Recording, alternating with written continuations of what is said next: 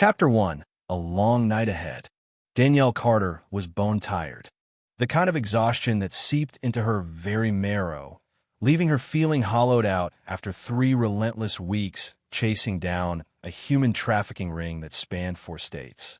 Now, as she finally settled into her rare indulgence, a first-class seat on the red-eye from Seattle to Atlanta, her sole desire was 6 uninterrupted hours of sleep.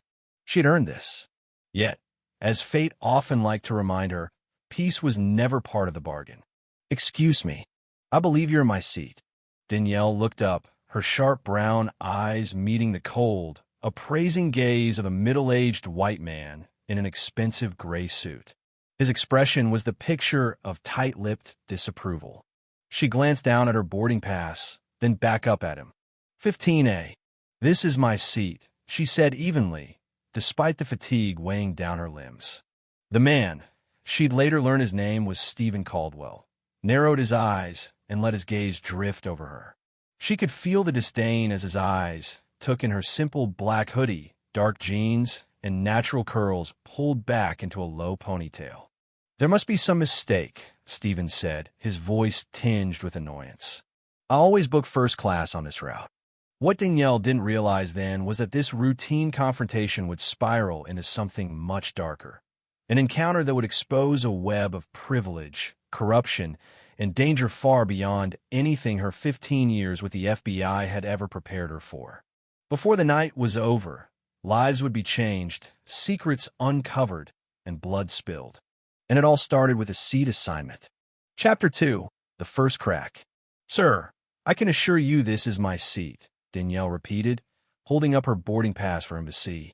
Stephen's face turned a shade redder. He snapped his fingers sharply at a nearby flight attendant, a young woman with a polished demeanor and a name tag that read Chloe Lynn. "There seems to be a seating error," Stephen said without sparing Chloe a glance. "This woman is in my seat." Chloe gave a professional smile, one Danielle recognized as well-practiced tolerance. "Of course, sir. May I see both of your boarding passes?" Danielle handed hers over immediately. Stephen made a grand show of patting down his pockets before producing his own pass. 15B, Chloe read aloud. "Sir, you're actually assigned to the seat right next to hers, the aisle seat." Stephen's flush deepened. "That's impossible. I always request a window seat." "I understand, sir," Chloe replied with unwavering calm. "But our system shows 15B as your assigned seat. The window seat is 15A, which is hers. If you'd like, I can check if any other window seats are available, though first class is full tonight." Danielle closed her eyes briefly. She had a sinking feeling that this flight was not going to provide the rest she needed. "Is there a problem with me sitting here?" Danielle asked, her gaze unwavering. Stephen hesitated, caught. "I didn't say that," he huffed. "I just prefer the window. I'm a Diamond Elite flyer." Chloe maintained her professional smile. "Understood, sir. However, this is your assigned seat. Would you like any help with your carry-on?" With clear reluctance, Stephen stowed his sleek black suitcase and settled heavily into 15B, making a performative display of sanitizing the armrest they shared. Danielle ignored him and returned to her book, a biography of activist Grace Lewis she'd been trying to finish for months. Stephen broke the silence after several tense minutes. "That's quite a heavy read for a flight," he said, nodding toward the book. Danielle lifted her eyes. "Pardon, don't you prefer something lighter? A romance, maybe?" His condescension was barely concealed. Danielle had met enough men like Stephen Caldwell to recognize the type. Men who wore their privilege like an invisible badge and expected the world to bow to them. "I find strength in stories about people overcoming systemic injustice," she said evenly. "Especially women who refuse to be defined by other people's expectations." Stephen shifted in his seat, but said nothing more as the plane continued boarding. Danielle's instincts tingled when she noticed his gaze lingering on Chloe Lynn during the safety demonstration, tracking her movements with an intensity that made her spine stiffen. "Frequent flyer?" Danielle asked, casual. "Every week. For 20 years, he answered, seeming pleased to have an opportunity to reassert his status. "I run Caldwell Medical Supply." We have clients all over the country. Danielle offered a tight nod. Must be exhausting. Worth it, Stephen said. My wife never has to worry about a thing. He glanced at Danielle's left hand. What about your husband? What does he do? I'm not married, Danielle replied simply, turning the simple gold band she wore, her grandmother's ring, between her fingers. It was my grandmother's. She raised me. Stephen's expression shifted, a flicker of something like sympathy quickly smothered by his usual detached analysis. I see, he said. Business or pleasure in Atlanta? Work, Danielle answered curtly. What kind of work? Teaching, she lied smoothly. Before Stephen could press further, a commotion broke out several rows behind them. Chapter 3. A Plane Divided. I'm not sitting next to him. An elderly white woman's shrill voice cut through the cabin. She was pointing a young Middle Eastern man attempting to stow his backpack in the overhead bin. Ma'am, please lower your voice, a male flight attendant named Reed Thompson was saying gently. You know what his people did to our country. The woman, her name tag, read Patricia Green, hissed loudly enough for half the plane to hear. I was born in Ohio, the young man said quietly. I'm a third-year medical student. Danielle's hands clenched around her book. Stephen leaned closer. This is exactly why I prefer to drive when I can. Air travel isn't what it used to be. Danielle's gaze narrowed. What exactly do you mean by that? Stephen missed the warning inner tone. There was a time when flying was civilized. Now anyone can board. Anyone, Danielle repeated slowly. Interesting. Chloe moved down the aisle to calm the scene. Ma'am, she said, if you're uncomfortable, I can check for alternate seating, but I assure you all passengers have passed security screenings. I don't care. Patricia snapped. I know what I see. The young man spoke again. I'm happy to switch seats if it will make things easier. Danielle stood before she knew she'd made the decision. I'll switch, she said loudly enough for the row to hear. Stephen looked at her in surprise. You're leaving?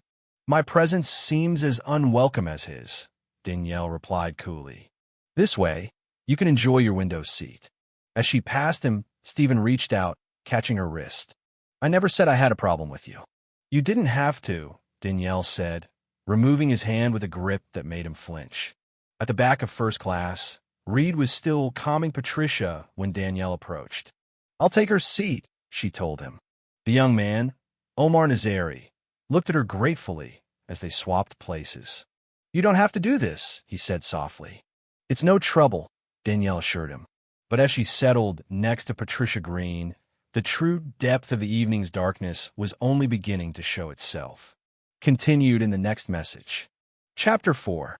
The Unraveling Threads. Danielle took her new seat beside Patricia, who was still huffing with indignation. They should have warned me, Patricia muttered as Omar gathered his things and moved toward first class. Danielle kept her tone neutral. Warned you about what? Patricia blinked at her. You know people like that. I'm a nervous flyer. It's unsettling. Danielle cocked her head. Unsettling because he's a medical student from Ohio? Patricia frowned. Don't be naive. You know what I mean. No, Danielle said calmly. I want to be clear about what you're implying. Patricia's mouth opened and closed like a fish gasping for air. Age doesn't excuse prejudice, Danielle added before Patricia could find her footing. And nervous flyers should be the last people throwing around false accusations. Patricia sputtered, but said nothing else as the plane taxied for takeoff. Danielle allowed herself a glance back toward first class. Omar was seated, his eyes closed, though his jaw was tight. Stephen Caldwell was now occupying 15A, staring out the window, but sneaking glances behind him every few minutes. He wasn't worried about her. Danielle could tell. No, he was worried about something else. And before this flight was over, she'd find out what. Chapter 5. A Heartbeat Away from Death. 2 hours into the flight, the cabin was silent, most passengers lulled to sleep by engine hum and dimmed lights. Danielle managed a light doze despite Patricia's occasional sniffles beside her. Then she heard the murmured voices. Reed was leaning over an elderly man 3 rows ahead, shaking his shoulder gently. Sir? Sir, can you hear me? Danielle's instincts activated. She unbuckled and moved quietly down the aisle. "What's going on?" she asked. "He was complaining about chest pain earlier," Reed said. "Now I can't wake him." "I'm a doctor," Omar said, approaching quickly from first class. Danielle stepped back, giving Omar space as he examined the man. "We need to lay him flat," Omar said. "Is there an AED on board?" "I'll get it." Reed rushed forward. Danielle helped Omar lower the man to the floor. The elderly man's breathing was shallow. His skin was gray. Omar worked methodically, checking vitals, his earlier nervousness gone. "I think he's having a heart attack," Omar confirmed. "We need to shock him." Reed returned with the AED and medical kit. Omar opened the man's shirt and prepped the defibrillator. "Does anyone know him?" Danielle asked the onlookers. A woman across the aisle raised her hand. "His name is Arthur Bennett. He told me he was flying to Atlanta for his granddaughter's wedding." Danielle's attention was drawn to movement at the edge of first class. Stephen Caldwell was watching. "You know him?" Danielle asked. Stephen hesitated. "He's a business associate." "Will he be all right?" Omar didn't look up. "We're doing what we can." Stephen retreated to his seat, but Danielle's gut told her he wasn't just concerned about Arthur Bennett's health. Chapter 6, A Web of Lies. After 30 tense minutes, Omar stabilized Arthur enough for an emergency landing. The plane diverted to Charlotte. Danielle noticed Patricia Green watching Omar with grudging respect now. Hypocrisy in real time. As paramedics loaded Arthur onto a stretcher, he briefly regained consciousness. "Stephen," he gasped. He's trying." But the medication took effect, and Arthur fell silent. Stephen Caldwell was typing furiously on his phone, trying to look casual. Danielle's field instincts told her something was very wrong. Chapter 7, The Puzzle Forms. Once on the ground in Charlotte, passengers were allowed off the plane. Danielle followed Stephen discreetly. He found a quiet spot near a closed coffee shop and made a hushed call. "It's complicated," he muttered. "Bennett recognized me." "No, he didn't say anything, but he saw me. I know what's at stake. I'll handle it." Danielle's pulse quickened. She typed a quick message to the Atlanta field office. Urgent. Need background on Stephen Caldwell. Possible connection to case file 6612. Arthur Bennett currently en route to hospital. Monitor. Her phone buzzed within minutes. Caldwell flagged in pharmaceutical black market probe. Bennett clean. Proceed with caution. Local agents dispatched. Danielle pocketed her phone. This wasn't over. Not by a long shot. Chapter 8. Undercover Agents. Danielle returned to the gate where Chloe Lynn was wiping her eyes as Reed comforted her. "Everything okay?" Danielle asked gently. Chloe sniffed. "It's just one of the passengers made me uncomfortable." Danielle already knew. "Stephen Caldwell?" Chloe nodded, surprised. "Ow, I'm FBI," Danielle said quietly, flashing her badge. "If you're willing to make a statement about his behavior, I can make sure it's handled." Reed added, "He asked about Arthur Bennett earlier. Specifically, if he had checked luggage." Danielle's pulse quickened. Pieces of the puzzle were fitting into place. Chapter 9. Face off at 30,000 feet. Danielle reboarded the plane and took her seat beside Stephen again. He looked surprised. "I thought you switched seats." "Change of plans," Danielle replied. Stephen chuckled awkwardly. "About earlier, I hope I didn't give the wrong impression." "You're not a racist," Danielle said. "You have black friends. Maybe voted for Obama." His face reddened. "You don't know me. I know you're worried about Arthur Bennett," Danielle said quietly. "And I know you made a call about a shipment moving through an Atlanta warehouse tomorrow night." Stephen froze. "You have no idea what you're getting into," he hissed. Danielle smiled faintly. "I could say the same to you." Chapter 10. Landing in Chaos. As they landed in Atlanta, Danielle's phone buzzed. Warehouse ID confirmed. Strike team in position. Confirm status. Subject unaware. "Will delay at baggage claim," she replied. But she wasn't the only one with a plan. Elaine Bishop, Patricia Green's real name, made a call of her own. "Rich is under surveillance," she said. "Proceed as planned." A black SUV left the airport moments later. The trap was set. Chapter 11. extraction and betrayal. At baggage claim, chaos erupted. A coffee cart overturned. People scattered. Men in TSA uniforms approached Stephen, hustling him through a staff door. Danielle fought through the crowd. FBI, stop. The door slammed shut. She called for backup. Extraction in progress. East Concourse. Pursuing. As alarms blared, she spotted Elaine moving in the opposite direction, speaking into her earpiece. Danielle tackled her. Elaine fought, reaching into her bag, but Danielle disarmed her, finding a suppressed pistol inside. Who do you work for? Danielle demanded. You're too late, Elaine sneered. Chapter 12. The Real Enemy Revealed. In airport security, Danielle reviewed footage. The men who grabbed Stephen weren't TSA. They worked for Cahill Industries, a shadowy corporate giant. Her phone rang. Assistant Director Leon Wallace. Stand down, Wallace ordered. This is out of your jurisdiction. Danielle realized with sick certainty Wallace was compromised. She moved fast, dragging Elaine to an alternate exit. But a new team of agents arrived, flashing FBI badges. They weren't Bureau. Danielle drew first. Shots rang out. Rodriguez, the airport security officer, backed her up. You need to go, he said, holding the line. Danielle pulled Elaine through a maintenance tunnel. Chapter 13. Race Against Time. Elaine talked as they fled. It's the Atlanta Consortium, she said. 7 leaders. Walls works for them. Richard Caldwell moves their product. Arthur Bennett tried to defect. Danielle processed the revelations. Her trafficking case had just exploded into something bigger.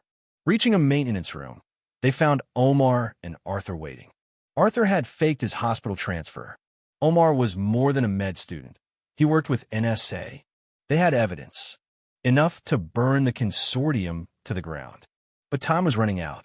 Chapter 14. Final Gambit. They split up. Omar and Arthur left for a safe location. Danielle took Elaine to the parking structure as bait. Waiting there was Wallace. You're finished, Wallace said. Danielle shot out the lights and ran. Sirens blared. Police swarmed.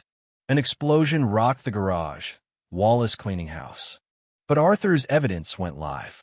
The news broke globally. Corruption, trafficking, murder, all exposed. Chapter 15. Into the Light. Danielle blended into the crowd at the terminal. Her career was over. But the truth was free.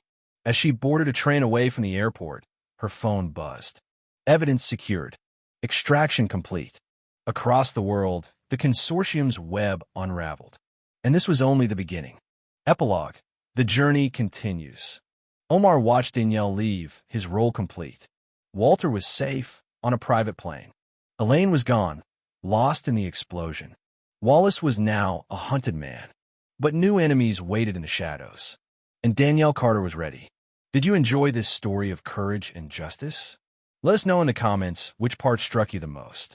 Don't forget to subscribe and turn on notifications for more stories like this.